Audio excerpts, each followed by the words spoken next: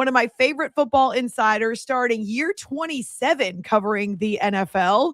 Rob Maaddi with the Associated Press. And what are you, dual based, Rob, in Philly and Tampa? Do you go back and forth? No, I am fully in Tampa now, Amy, and enjoying the extreme heat that we have here. It's no fun like being out in training camp and it's like 102. I mean, obviously it's hot up north, right? We were just in New York and Boston, but for us, that felt like a little bit like a fall. It was like, wow, it's 85. Oh, this is so cool. But yeah, tonight my daughters have their first flag football game. I coach like 4 different teams, so I don't get too excited about coaching when it's this humid out there. But you do what you can. You know, you go out there and suck it up and you make sure you're hydrated. Oh gosh, I feel you. Since we relocated to Texas, my husband and I last fall, this is my first August through Houston summer. And it just, oh my gosh, I barely go outside except to play with the dogs. I just, you're right about the hydrating. First thing in the morning, where are my electrolytes? So I feel you there. Well, amazing. 27 years covering the NFL. Do you ever get to the point where you feel like, I can't run this rat race anymore? It's every year is a different challenge, and I think it's changed for me, Amy, as I've become a parent, and as I've watched my daughters grow into becoming football fans. People think like, oh, that's obvious. You cover the NFL, your kids are gonna want to play football and love football, but that really wasn't the case. Like I never pushed them to play. I never said, hey, I want you to do this. I was a baseball guy. I played baseball through college. I love baseball. Still cover a little bit of baseball, have my Hall of Fame vote, and they just gravitated towards football. So seeing it a little bit through their eyes has been kind of rejuvenating for me, especially when you get into the grind, because I know like it used to be as a kid growing up, the end of summer meant now you're going to school and now you got to deal with this day in and day out. And I kind of have that same feeling because football is, as much as we love the sport and it's America's king, it's a grind to cover, and it's day in and day out, and it's it's this year it's going until Valentine's Day. So I don't know how many relationships are going to be a little bit messed up or disrupted because the Super Bowl's on Valentine's Day, but it's still not. There's nothing better than the thrill of a Sunday or a Monday night or a Sunday night or a Thursday night or whatever it is now, because they're Wednesday playing every day of the week at some point. Yeah, absolutely. Well, you're right. It definitely is the best reality show on TV, and it's always different. So one of the big stories the last couple of days is Vita Vea, of course, retracting that trade request from the Bucs and gets a raise. And so he's happy and he says, my home is Tampa, and that's where you are. I want to be in Tampa. I know you've been out at camp. They've got Vita Vea notwithstanding, they've got some changes on that roster and a very motivated Baker Mayfield. What have you seen from them so far in camp as they navigate a new year? Amy, I thought it was refreshing to hear Baker Mayfield give an honest take of his contract situation. A lot of guys will just say, hey, we're going to let my agent handle that. I'm here. I'm all business. And he let it be known that he was not happy, that he was frustrated, disappointed, felt disrespected. Vita Vea held in, which is kind of the thing that guys do now, rather than it's smart. Why get fined for missing any of training camp? So he held in. He got his money, $30 million in new money over the next 2 years. And I know Baker kind of imposed that deadline of training camp, but I still feel like if the Bucs go to his agent and have the deal that would make him comfortable, they'll sign that at some point. As you said, very motivated. They're in a season now where I think Todd Bowles, by all accounts, is on the hot seat. After they started 6-2 last year, and they collapsed at the end and not win that division, even in a division that was won by the Panthers at 8-9. And I don't think this division this year is any better. You look around and you see the Panthers with significant injuries already, the Saints with significant injuries, the Falcons. So far, the Bucs are the healthiest team right now coming out of training camp. But Emeka Egbuka, their young wide receiver, first-round pick last year, counting on him to kind of take over and replace Mike Evans, who departed for San Francisco. He's dealing with a toe injury. And Amy, you know as well as I do, some of these things can linger. We saw what a toe injury did with Brock Purdy last year. They need him to be healthy. They need Baker to stay healthy this year. And he's a guy who's going to go out there and play every game no matter what. He started every game for the Bucs since he's arrived in Tampa 3 years ago, but he played through so many injuries that kind of hampered and impacted his ability to play last year. And over the second half of the season, we didn't see through 8 games, he was probably the leading candidate for MVP. Yes.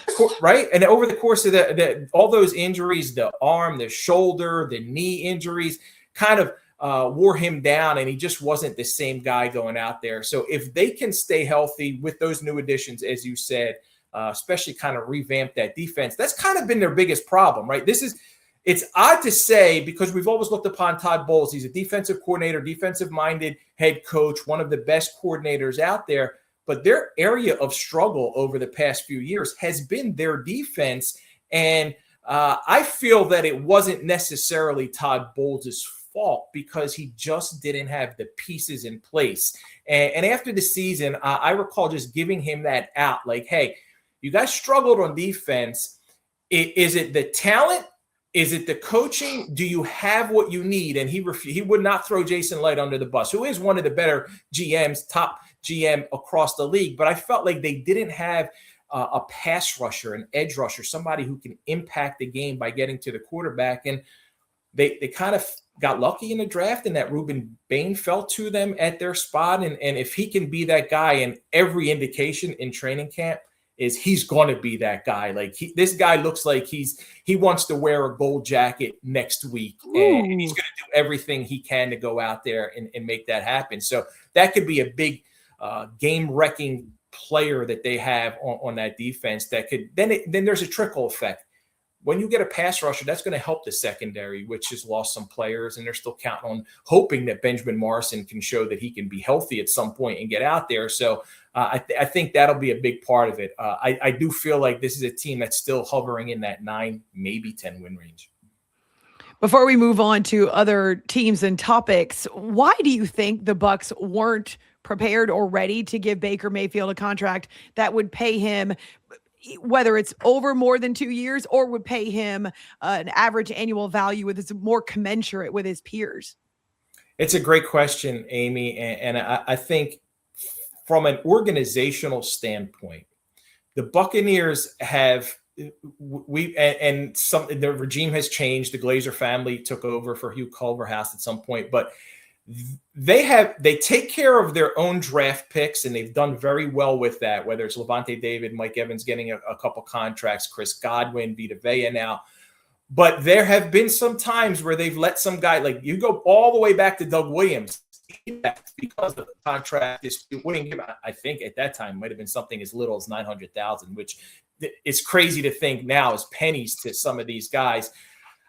I can understand their point of view in that they still have Baker under contract and under team control because they could franchise tag him, and then they could franchise tag him again. I kind of think as much as Baker wants that money, and he's gone out there and shown, and he deserves to be paid in that $50+ million range. That's what he's performed like. He's a leader. He's a gunslinger, and he's a guy that can go out there and help the team win games.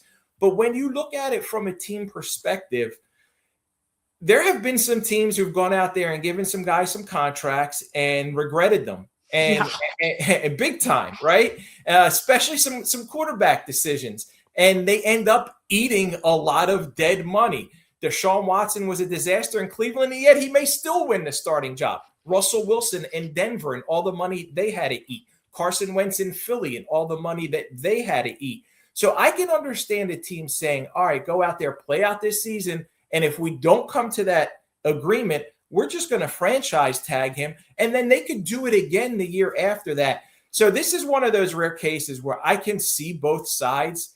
Ultimately, Amy, I do think there's going to be a resolution. And maybe if you're a Bucs fan, you would hope that it's not now, because you want Baker is motivated to go out there and stick it to him kind of throughout the season. Not that Baker's going to get complacent. He's not going to get his money and sit down and get all fat and happy. But I think in a scenario like that, it might be best for the Tampa Bay fans to see this guy motivated throughout to try and get them deeper into January. Especially in a wide open division. And Rob, one of those free agent contracts for quarterbacks that didn't quite work out, Atlanta, Kirk Cousins, they end up drafting Michael Penix. He loses his job. Now he's with the Raiders. And there is a battle that's actually going on there between Fernando Mendoza and Kirk Cousins. But really, it's more about philosophy and approach and what the Raiders want to do. They've got another head coach again now, changing at that position. How would you approach it if you've got the rookie quarterback and you've got the veteran and you want to win, but you're in a really tough division, the AFC West? Yeah, Amy, and there's also the NFC West situation with Arizona. I was in Canton, got to see Carson Beck, and I'll touch on him in a little bit because I have two different philosophies on both guys. I look at the Raiders, when you have Kirk Cousins, a veteran who has proven himself, 4-time Pro Bowler, who's accomplished a lot in this league, and then you have a guy with the expectations of a number one pick like Fernando Mendoza. I know it's 6 or 7 straight number one overall picks have started week 1 in the NFL, but we've heard Tom Brady talk about letting guys sit, his philosophy, and Brady's got a lot of influence in that organization, as we know, but his philosophy is to have a young quarterback learn. And I think Kirk Cousins is an outstanding veteran leader, mentor. I spoke to him a little bit about the mentor role, and he kind of was hesitant to kind of take on that. He wasn't quite Joe Montana or Brett Favre the way they handled it, but he kind of looked at it as like, I don't know that much more than Fernando, and I don't want it to come across like I know that much more. It's just Kirk being Kirk, but I think he's the ideal guy for Fernando to learn from. And watching the game last night, I think it's pretty obvious that there are some things that Fernando Mendoza has to learn at this next level. And the Texans are a great defense, and they weren't even playing their starters, of course. And he still had some struggles there. He's got to learn some things at this level, and it wouldn't hurt for him to sit at least the first month and potentially longer than that. And Kirk said his job is to hold him off as long as he can. And I don't anticipate the Raiders being a team that's going to be in contention to where they're going to stick with Kirk Cousins the whole season. But if you can get Fernando through half the season watching, learning, and then over the course of the second half of the season, he gets to go out there and learn on the job. That would be my approach with the Raiders. When I look at it from Arizona's perspective, Carson Beck doesn't have those expectations. He wasn't the number one overall pick. The pressure isn't quite the same on Carson Beck. And Jacoby Brissett, as much of a veteran leader that he's been and accomplished, he's not exactly Kirk Cousins. I feel like Arizona could turn to Carson Beck a whole lot sooner than the Raiders turn to Fernando Mendoza. And if I was Mike LaFleur and I was Arizona, I would probably look at turning to Carson Beck early in the first month of the season. But I think Fernando's got what it takes to be a successful franchise quarterback, but we're going to have to wait and see a little bit. I don't want it to be a situation like we've seen with other franchises and young QBs where his development is actually stunted by being out there too early. And in both those cases with Arizona and Vegas, as much as the pressure and the expectations are different, they're still at the bottom of these divisions. And sometimes there can be so much pressure and impatience, right, for a team to make a move in that situation. So I appreciate your insight there. We were just actually, before you jumped into the show, we were sharing the audio and video of Saquon Barkley talking about how he hates joint practices. Those are in the news right now. But as I was looking at your social today, I saw that you had a sit down with Saquon not that long ago. I really enjoy hearing what he has to say, but what did you learn from Saquon in this latest conversation? Funny you mentioned that training camp and that quote, because I'm writing about the training camp fights and everything that's happened this week through those joint practices, which is inevitable. It's hot, it's steamy, it's muggy, it's trash talk. It's going to happen. But, sitting down with Saquon, Amy, for as much of a superstar as Saquon Barkley is, and the season that he had 2 years ago is historic, one of the greatest seasons ever by a running back. He's one of the most down to earth, approachable, likable guys that I've met across the league. Like, we're doing an interview and it was through Zoom. And at one point, you've done Zoom, right? It freezes. Yes. And most guys, they're just going to do the interview.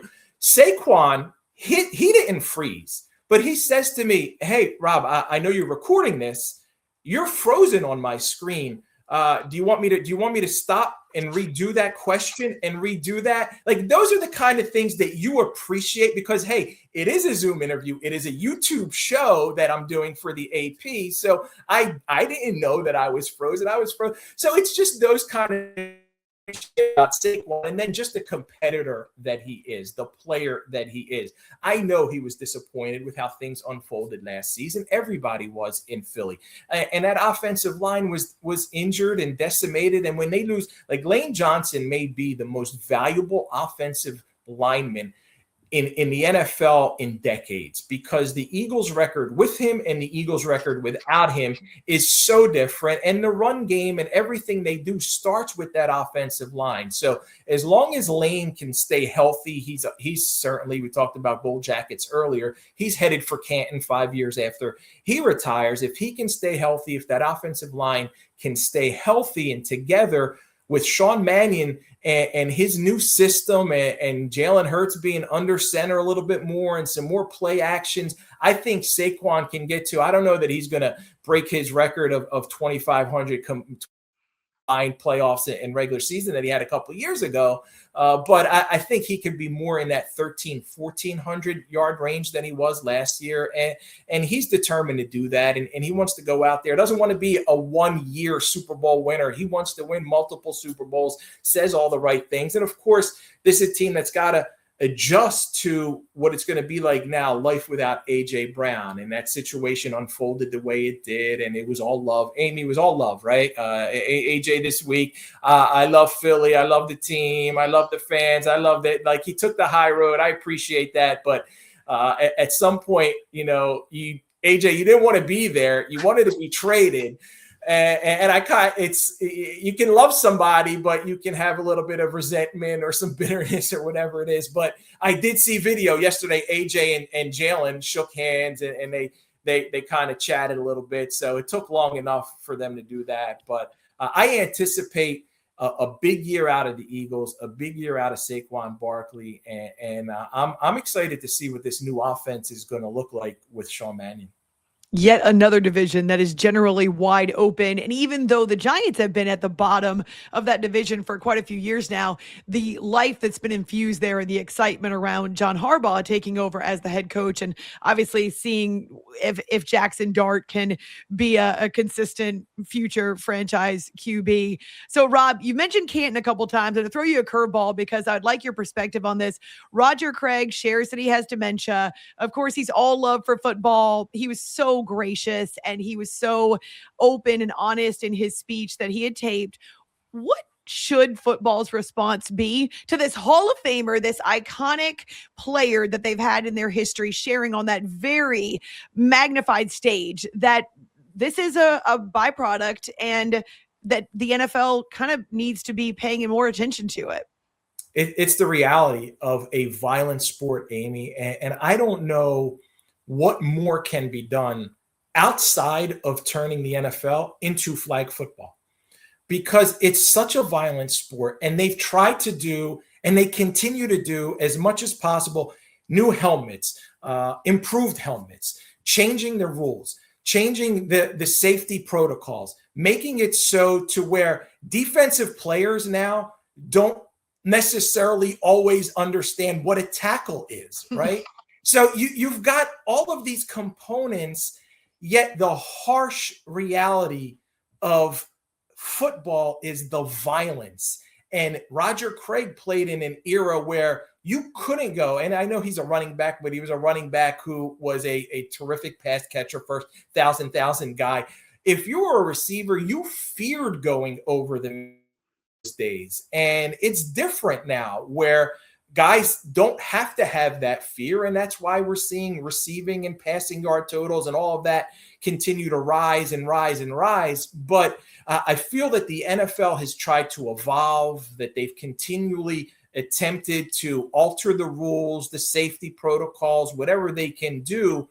But honestly, I sit back and I go, what can you do? You've got these guys going out there and they're playing at 100 miles an hour, and it's his job to make sure he doesn't catch the ball or he hits him as hard as possible to pry the ball loose.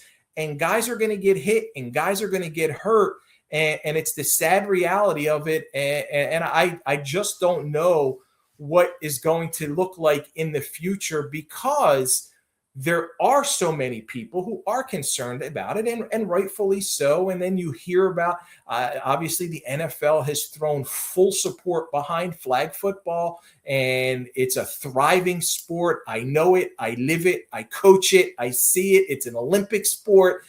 But the NFL and flag football are completely different sports. We saw that. I don't know if you watched any of that Fanatics game where Tom Brady steps on the field and Tom Brady suddenly can juke people out. Like Tom Brady, I never had ever pointed to Tom Brady's ability to juke or be elusive to any of my players that said, this is how you want to do it. Yes, this is how you throw. This is how you go through your progressions. But he had an incredible juking ability in that and threw a touchdown. But then it was all downhill for the NFL players because it's a different sport.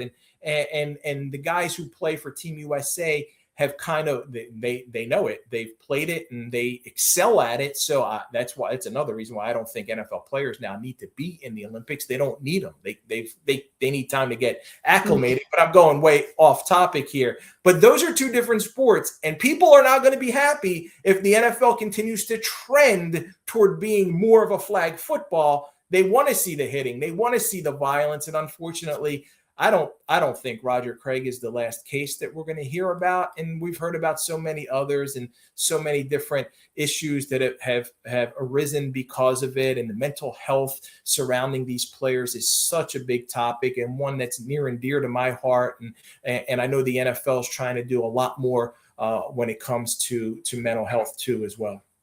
Well, I'm glad that, as you point out, the concussions are not ignored anymore. Head injuries are not ignored. Sometimes even at the frustration of the athletes, they're pulled off the field. And so, yes, Roger Craig, different era. And he was, again, so gracious and really so complimentary of what football has given him, but a very powerful moment there in Canton. All right, Rob, before I let you go, I don't know how you have time for this, but you and your wife have done a special podcast called Faith on the Field. Now, nearly a decade, continues to grow, and you and I have connected over faith. And something that has really stood out to me, and it's not just football, it's across the board in sports. More athletes are talking about their faith. Last hour, I was talking about Damar Hamlin just a little bit, and that really seemed like a seminal moment for a lot of NFL locker rooms where guys like Josh Allen were more open about faith and considering faith. But yeah, Faith on the Field, your podcast. And so you get to examine football from a different perspective. Yeah, and it's such a passion of mine, Amy. And you mentioned Damar. I had an opportunity to sit down with him a couple times. I did a Players Summit panel with Damar, and he's someone who is really impacted by what happened to him, of course, but his faith and his faith journey and his spiritual journey, and how he feels like he was just called to live that, to impact and help other people. But Faith on the Field grew kind of out of a really deep passion that I had 10 years ago. I came home from a mission trip to Ohio where I play on a team where we play softball or baseball or whatever sport they want to play in prisons against inmates, but we really go to preach the gospel. And I came home from this trip and I was on fire after preaching in maybe 8 or 9 different prisons, seeing thousands of men accept Christ. Amy, we were baptizing guys with bottles of water on home plate. Like, it was the coolest, greatest thing ever. And I came home and I told my wife, I think I need to go in a full-time ministry. And she said, she gave me one of those, honey, I love your heart, but you need to pray about it. Right. And I think you know this now, right? As a wife, if you tell your husband to pray about something, you don't want him to do it. You want God to tell him to do it. So you're not the one who's being held responsible for him not doing it. Because at the time, our daughters were 2. We had just bought this new house in New Jersey. Like, if you go into full-time ministry, how are we paying the bills? That's what she wanted. So I sat down with a pastor who had mentored several of the Eagles players, Kyle Horner, former quarterback at Tennessee before Peyton Manning was there. And Kyle said to me, Pastor Kyle gave me this advice. He said that the world needs you. Like, God gave you these skills, talent, and ability and put you in a position to take Jesus to your marketplace. They don't need you in full-time ministry. We got enough people doing that. You got to take Jesus to your marketplace. And at the time, I had written a couple of devotionals, baseball faith and football faith, with NFL players and MLB players. So I was doing it. I was taking Jesus to my marketplace. Didn't even understand the term or what that meant or what that entailed. And that's where the idea, I was like, I could take it a step further. I was doing talk radio in Philly. Let me do a sports show, Faith on the Field, with these different athletes and these relationships and all these guys. And that's how it was born. April 2017 on ESPN Philly. We've been around 17 different affiliates across the country. We're about to add some new stations in Ohio, but the easiest way for people to follow or listen is the podcast. That's what everybody does now, right? We're on radio, but you go to the podcast, and Faith on the Field show is on there. We had a little bit of a slower summer, took some vacations and took some time off. Had Brian Urlacher, who was really cool. It was a nice conversation with him pretty recently. So we've also now grown into a nonprofit ministry, because there are different ways that we want to impact the community, connect people to Christ. But mental health has become a big part and a big focus for us, and also youth sports. And what I've seen as a coach is there's a lack of leadership in youth sports, and I think that we want to help develop more leaders and give more opportunities to young kids. One of the things that I hate seeing is when a kid can't afford to play, even if it's flag football, whatever it may be, as low as some of those costs are. So we want to be able to give them some scholarships and be able to help them out. So it's been an incredible journey, Amy. I appreciate you giving me an opportunity to talk about it. Absolutely. And I agree with you there. Sometimes, many times, God calls us to go into darker places where the light is so desperately needed, as opposed to joining maybe a larger or louder chorus of voices. So he definitely had a path for you. And if you ever have an event or a ministry in or near Texas, I would love to be part of it, because that's amazing. Love to work with kiddos. Been doing that for a long time. And obviously we share a passion for both faith and football. So awesome. And you can find Rob on X, or Twix as I call it. Really easy to do it at Rob Maaddi. And it's, oh my gosh, it's so great to connect with you, to finally see you. We've done so many interviews over the phone or over a radio show. So this has been such a treat for me. Thank you for the extra time, especially when you're just coming off a break, Rob. Anytime, Amy. Appreciate you and wish you a ton of success and a ton of blessings. Awesome. Have a great weekend with your family. Rob, good stuff. I mean, he can talk about really anything in the NFL, and so it's hard to just limit it to one or two topics, but his connections with Philly and Saquon, make sure you check out that interview, because there are clips that are up on his Twix account, and then you can find the podcast for his Faith on the Field that he does with his wife. So different side of Rob, which I think is just really neat. And yeah, he has been a great support system for me, but also just brings a wealth of knowledge. And so it's awesome to be able to go a little longer with him.